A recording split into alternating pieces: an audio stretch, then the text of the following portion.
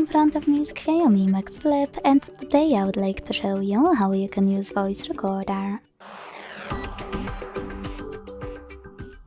Begin by accessing Recorder app and tapping on red button at the bottom. Then hit while using the app and allow. As you can see, recording is on. To pause it or unpause it, use this left button. To add a bookmark, click on the right one. And to end it and save it, on the middle one. Now to play your recording, click on it, select allow, and click on it again. To manage it, use all of those options, and to rename it, hold it and click on rename. Then type in whatever you want to, and choose OK in the pop-up. Lastly, to get rid of it, hold it as well, choose delete option and tap on delete here.